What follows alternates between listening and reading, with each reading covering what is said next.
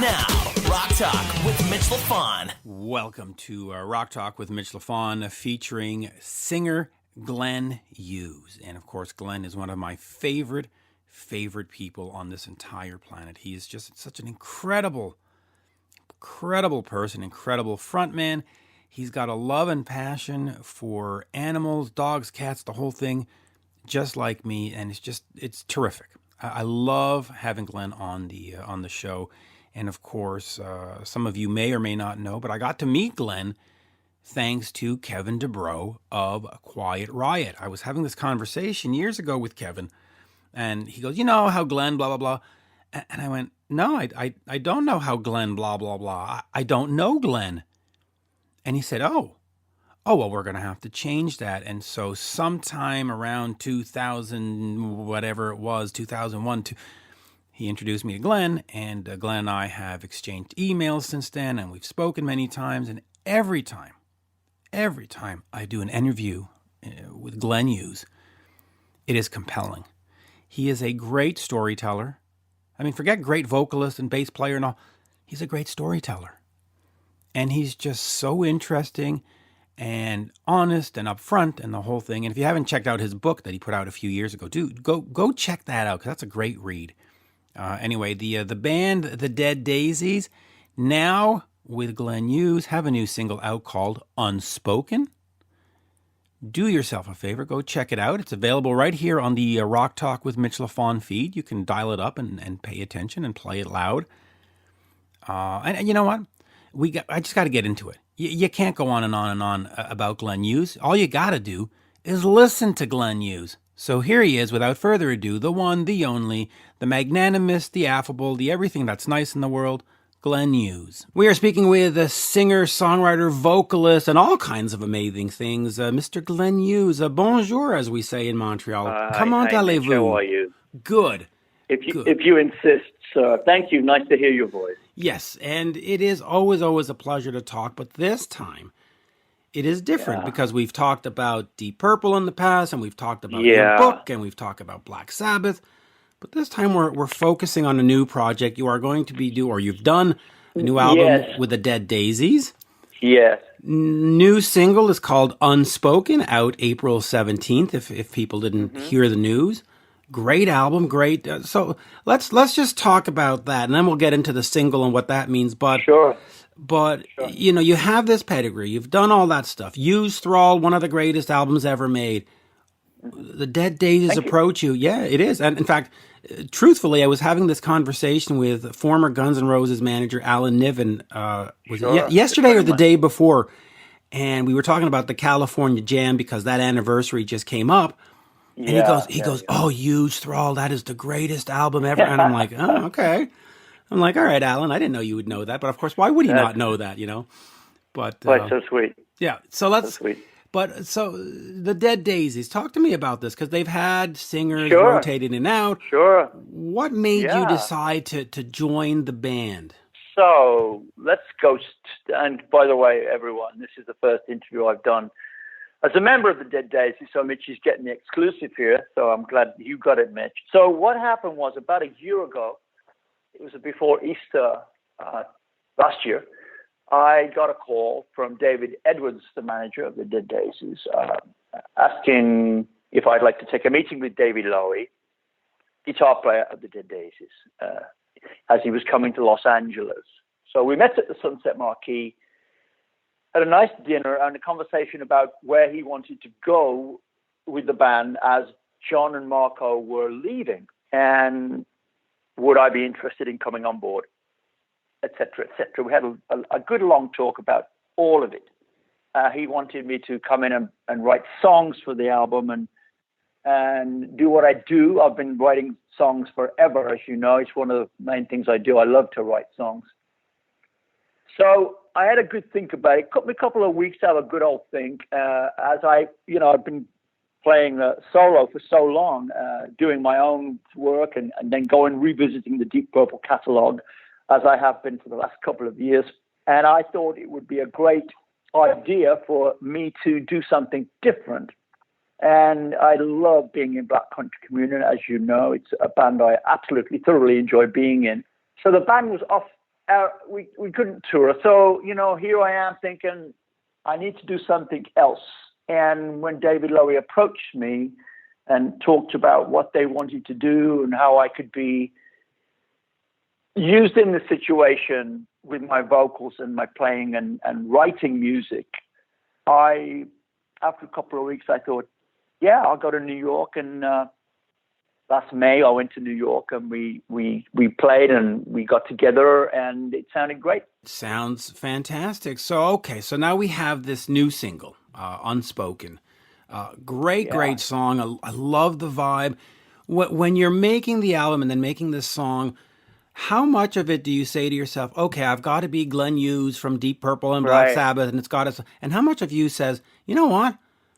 I'm just going to experiment and be another Glenn Hughes. This will be another facet of who I am and what I do. So what happened, Mitch, after speaking with David Lowy last April, I went to my studio and I wrote 8, 9, 10 songs, and Unspoken was the second song I wrote.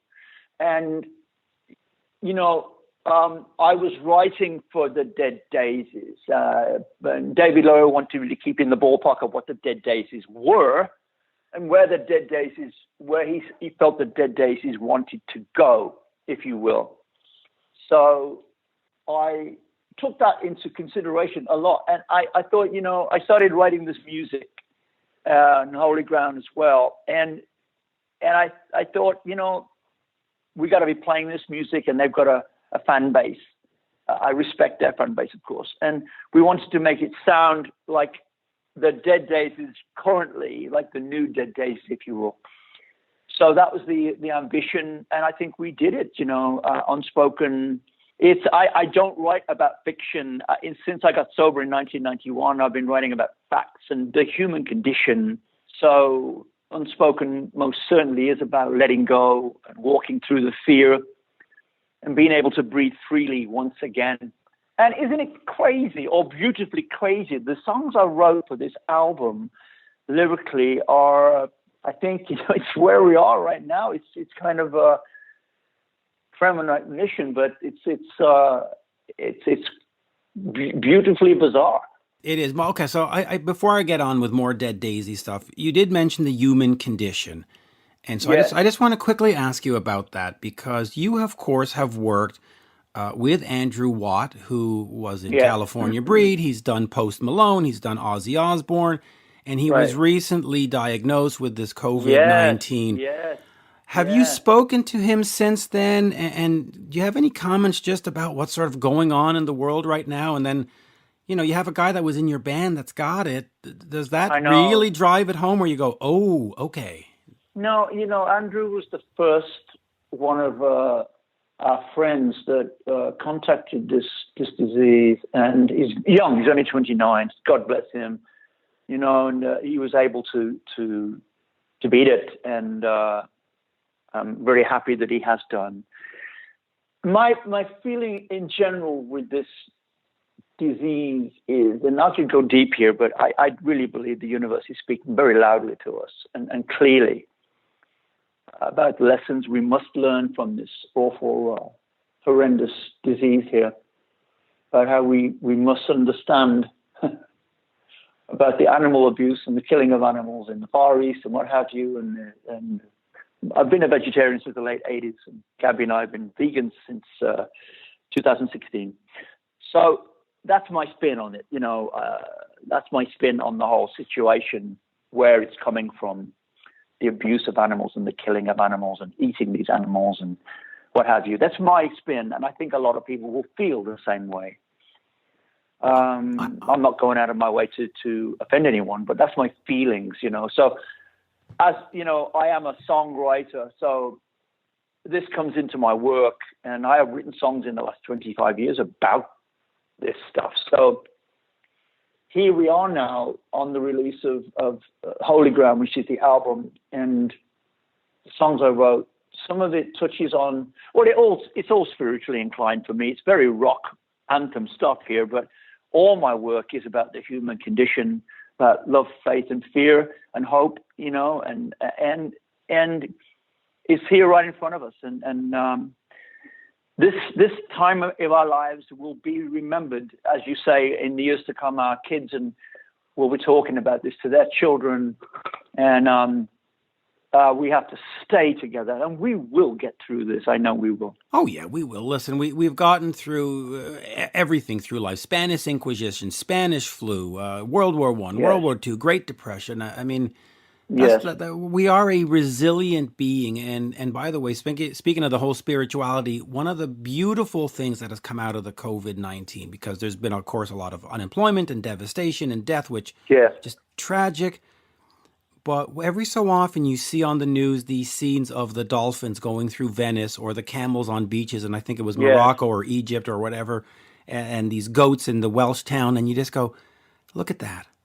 Look I at know, and again, I live in Los Angeles, and the smog is gone, and as you can see, the skies over all the airports is clear and beautiful. And again, in my humble opinion, this was coming.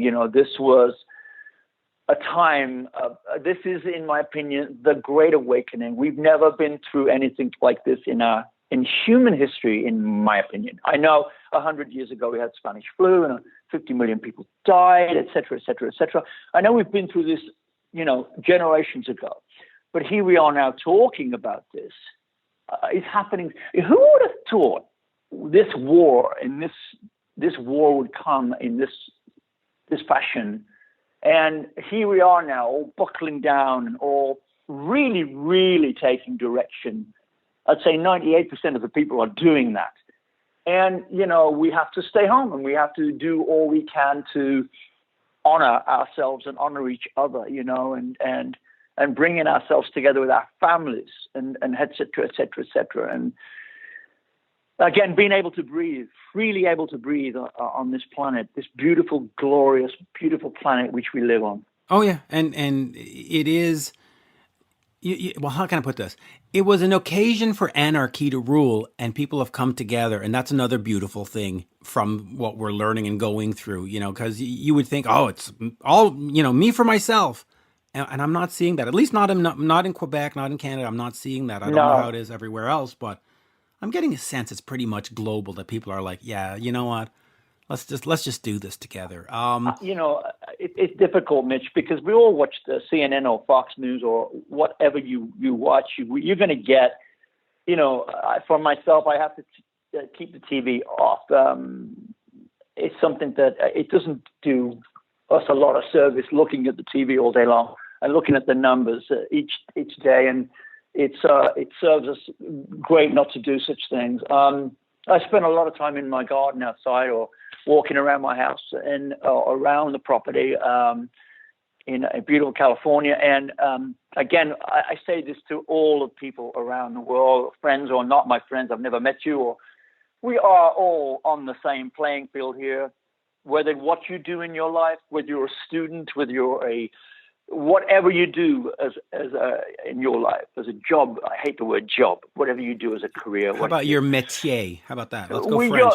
Whatever your muse, whatever it is, exactly. We are all digitally connected now. We are all. I can feel the energy. I meditate. There's a great meditations going around the world right now. I've been doing that for quite some time in my life, and spiritually preparing for what's coming. We really don't know. All I know is that we will get through this. But I can't look at the numbers and hear the numbers on the TV. I send all my love to everyone out there that's suffering or anyone that has had hardships. And we're all having hardships. Let me tell you, I don't care what you do. It's not about money. It's about love and faith and hope here. And we must love and have faith and have hope for one another. This is a global awakening for the love factor to come back into our lives, Yeah, he's a rock guy singing about love and faith, and I'm a hippie. I can't help it. But the fact of the matter is we have to have a lot of love in our lives. We can't, I know that people are buying more booze than ever before, and people are buying guns in America, as you know, and it's not gonna save us. What's gonna save us is love, faith, and hope. It really is. I'm not going to disagree with that, but here, what I'm going to do is I'll bring it back to the Dead Daisies, because, like you said, people are tuning into Fox, they're tuning into CNN, and they're hearing this stuff. So let's just give them something a little different. Mm-hmm. Favorite track on the album for me, and the album comes out later this year, Please. is a track called Like No Other, Yep. Bassline. Yeah. Holy I get mackerel. it. I feel it. That I is feel it. well, that's it. I feel it too. I mean, you really feel this music. So talk to me a little bit about that song, and then I want to get Yeah, I into the more will. general aspects of the Dead Daisies. I will.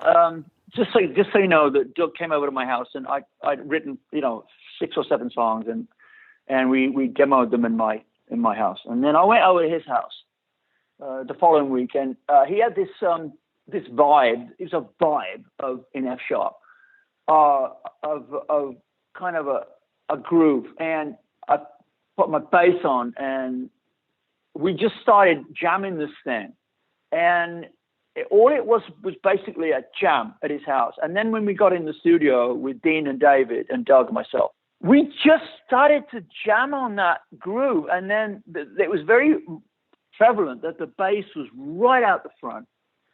And I started singing out of nowhere, "Can you feel my bass line?" And I was thinking, well, let's see what happens. I was kind of chuckling to myself.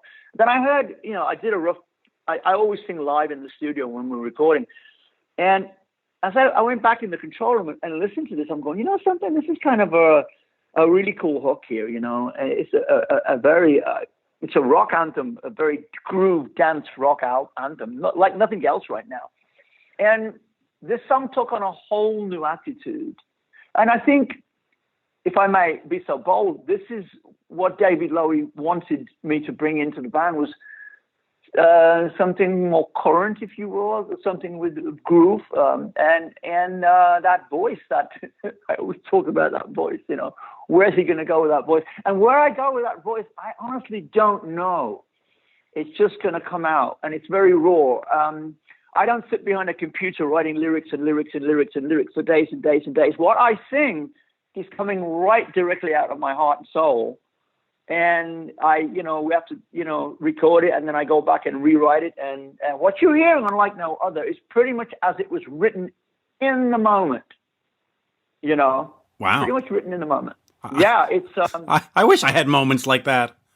Well, something. I'm shaking my head talking to you about that moment for me. I remember singing it, and Ben Gross, our producer, I walked into the control room and he said, "Man, that bass line thing you were singing." I said, "Well, it is a bass line. I'm actually, grooving away in F sharp there." But I just thought, I'll just sing, "Hey, can you feel my bass line?" Thinking I'll throw that away, see what happens when I go in the room and listen to it. And I went, something? Like, "You're Like No Other." It was the title. Then, "Can you feel my bass line?" It's like something, I don't know, man. It's decades old, but it's new. It's something that hasn't been done for a while. And I'm, thinking to myself, and all the other guys were going, something, we're feeling this too. So I'm glad you chose that, Mitch, because I think we all feel the same. Well, that is, I was telling the powers that be in the Dead Daisies organization that's got to be a single, because that's. Hey, well, by the way, I don't know if they're supposed to tell you this, but it will be. Yes. There's going to be a few tracks that are going to be designated as singles. We won't talk about those right now, but I can tell you that Like No Other will be a single, simply because it speaks to people that it's a very catchy hook, and it's a badass groove going on there. It really is, and well produced, and it's just an in the moment raw piece of rock music that I sang pretty much live. And I'm not one to stay in a studio for months and months and months and months singing one song. I'm a very live singer. If anybody knows me, that's what they know. And we sort of peeled it up, and we were all clapping for one another. We were all applauding one another. It's a very good band to be in. There's a lot of camaraderie in the Dead Daisies. We're very good friends. It is my first album with the guys, as you know. And to spend a group of, we went to France a couple of times, in the south of France, to make the album. And we finished it in Los Angeles in February. We were making this album for 2 or 3 months, and we spent a lot of time in France. And it was great to wake up in the morning and have breakfast with everyone, then go to work, have some lunch, and have dinner, all in this incredible chateau. I mean, it doesn't suck, does it, really? No, it doesn't. By the way, where in the south of France? Because my family's from the Antibes, Nice, on my dad's side. Were you in that part of the world? We were about 80 kilometers north of Marseille in the Provence of Saint-Rémy. Oh, wow. It's not a bad place to be, especially in January. I mean, if you Google La Fabrique Studios in Saint-Rémy, Provence, you'll see this wonderful 300-year-old chateau, massive chateau, with studio built in, a huge facility, and you've got a huge place where we cut the tracks. You know, we had an option of putting drums in 3 or 4 different rooms in the chateau, and we had the run of the whole place, and we all stayed there. Spooky. I had an incredible room, and my room was quite spooky. But it was filled with love, you know. I'm chuckling when I say these things to you because the album was made before all this happened with what's going on in the world.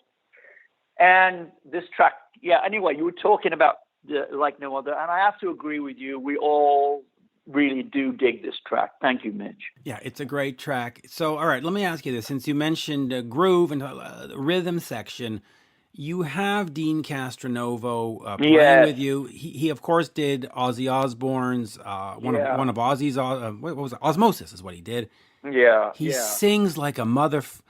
He does. What does he bring to you? What you do? Because I don't know if you've had a singing drummer like that before that really adds. I haven't. I have not. No, and it's amazing because when you look at Deen, you know, with Journey, when Deen got to sing some of the Perry songs, and you know, then he's got the Revolution Saints with Dog, and you listen to Deen, he's an amazing melodic singer. I mean, seriously melodic singer, and it's a great bonus to have a drummer that can sing like that. And I love singing with Deen, and when we go out live, there'll be a lot of that going to happen. You know, because Deen came to LA and sang BBs with me in late January, February. Deen is a great human being. Let me tell you. You know, he's beat his demons. He's a great human being, kind, considerate man.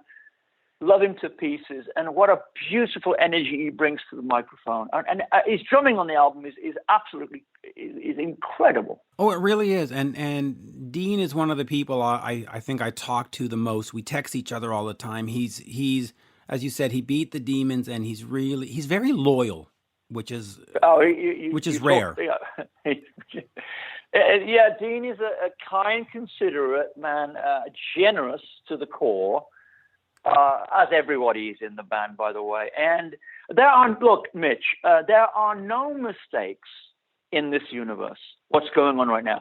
There's also no mistakes that I was asked to join this band. They asked me to come in. They needed someone, and they wanted me to come in as John and Marco were leaving, and they had handed their notices in. And, you know, I said to them after having dinner with Doug and David and getting to know them. I've known Doug for 25 years, as you know.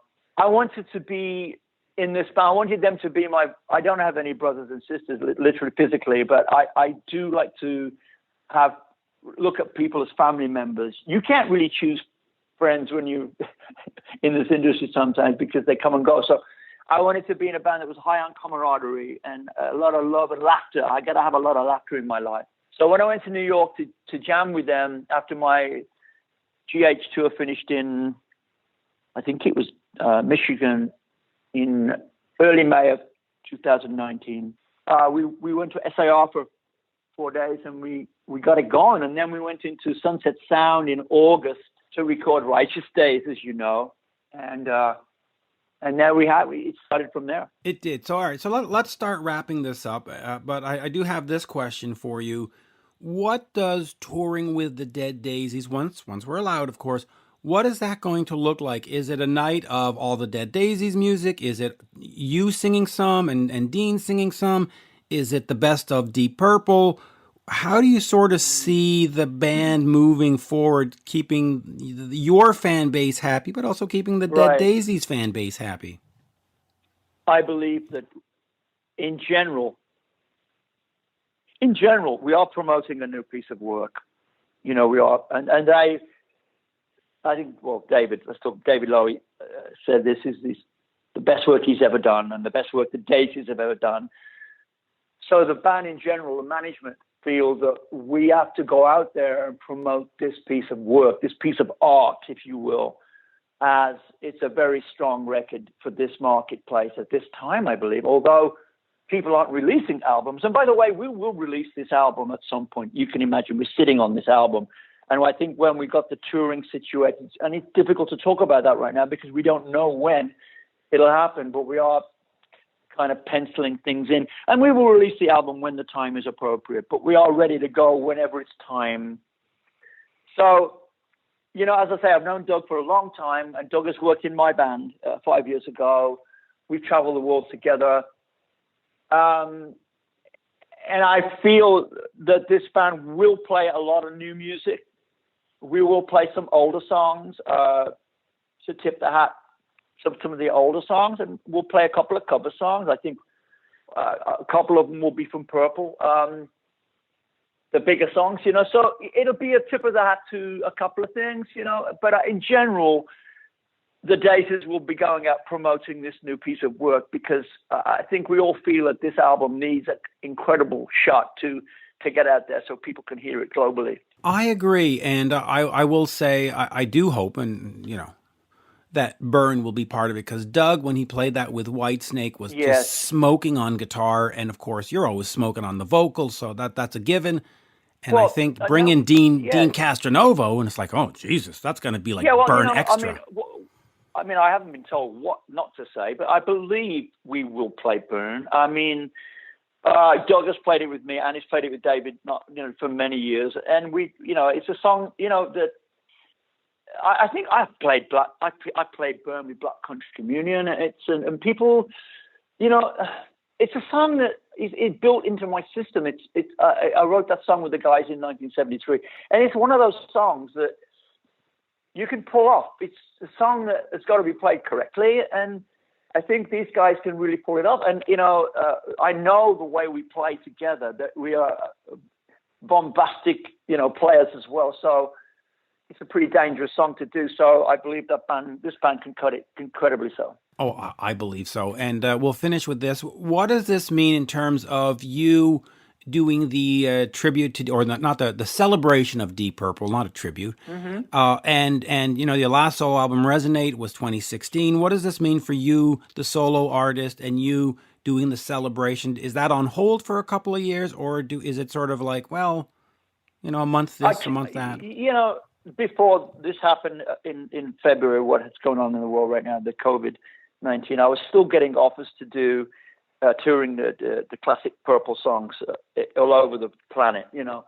And, you know, it's always something I can go back to. But I joined the Dead Daisies because they really wanted me to come in and give it a great go. You know, and I could see in their eyes and their souls, I could, you know, feel they wanted me to come in and help with the cause. David Lowe is so dedicated to keeping this band firmly afloat, and I don't really do things in half measures. I like to come into it and give 101%. And I believe look, we're all on the same page here, Mitch. We all want to deliver a great piece of work. It's going to shockingly surprise a lot of people. The album is it's a great record. I mean, it's difficult for me to say that. I wrote this bloody thing with the guys, but I don't know, man. It's an album that is going to be going to get a lot of listeners. So we're really, really, really, really super happy. Yeah, and you should be. I've heard Holy Ground, and it just, and you know what? I'll tell you this, as a reviewer or as a rock journalist or even as a fan, when I get a new album, sometimes I'll listen to like the first 30 seconds or a minute of a song, and then I'll move it on to the next, just so I get a taste of it, you know? And This one, I put it on, and I went through the whole, whatever it was, 45 minutes or 50. I didn't take it off, and I don't do that often. You know, it's very rare. I don't either. Now, listen, I want to tell you, the song Far Away, the ballad I wrote that at midnight on November the 2nd, and I had to fly to France on the 3rd to start making the album. And I didn't play Far Away until day 6, until the band had recorded 4 or 5 songs, as I wasn't sure it was going to work. Then I started to read the lyrics out to myself at night. And I'm singing about basically returning from a war. And as I listen to the song now, and with what's going on in the world, when I hear this song about returning to the war, returning back home to the shore, and I'm going, well, this is just, again, a beautiful piece of music that needs to be heard. So when people hear it, it was written so from the heart. And when I played it to the guys in my bedroom, like November the 9th or something, we all went downstairs and we recorded it, and it turned out to be a beautiful piece of music. Unlike anything that Dead Daisies have ever done before, by the way. And they have never had a 7-minute sort of slower, and as you know, that big heavy riff in the middle of the song is really heavy. They've never had anything quite like it. But when I listen to the lyrics in that song about returning from the war, and it's something that will speak to many people, and I'm hoping they feel the love that I wrote there. I think they will, and I'm going to let you in on a little band secret. But Deen Castronovo loves that song. I'll say, hey, Deen, Bassline is such a great song. He goes, yeah, but Far Away. And I'll say, no, 30 Days in the Hole. He goes, no, Far Away. We've had this conversation. He loves that song. I can't speak for him and say that it's his favorite, but I know that every time I've tried to compare other songs. I think it is. Mitch, I spoke to him yesterday, and he said, he said the same thing to me. And again, whether I should be telling you this or not, I'll tell you that, Far Away will be released as a single again at some point, because it's unlike we've ever had before. And I think every band at some point, as you know, regardless of the decade, has to have a song that is slower with orchestration on this song is pretty amazing. So, again, this song is all about love and coming home and family. Yeah. It is, and so on that, let's bring the interview home. As always, sure. Merci beaucoup. Always a great pleasure, and Thank you, Mitch. You're welcome, and it's just great to talk about an album that I'm really, really excited about. It really came out great, and let's hope that it's one of many, not just a one-off. I'm hoping that No. We are planning. It's difficult to plan anything these days, but the attitude and the vibe in the band, the camaraderie, which is very important to me, by the way, the friendship and the brotherhood is very, very strong. And we have to, look, everyone out there listening, we have to stay together digitally right now. I can't wait to see you and hug you and all that good stuff and sing for you. And listen, everybody, if you had a bad day, put your headphones on to the music you desire, to the music that makes you feel free, and press play and enjoy that moment, because music is the healer. I've been saying this for decades, Mitch. You've known me a couple of decades. I've always said the same thing. Love is the answer and music is the healer. And let's rock and roll together. Absolutely. And I won't add to that, because that is the best place to stop. Merci, monsieur. Thank you. Thank you, Mitch. God bless you. You too. This has been Rock Talk with Mitch Lafon. For more exclusive content and interviews, subscribe on iHeartRadio, Spotify, Apple Podcasts, on YouTube, and many more. Follow Mitch on all the socials, especially Twitter, @Mitch Lafon, and on Instagram, @Mitch_Lafon. Get your Mitch merch now at loudtracks.com/Mitch.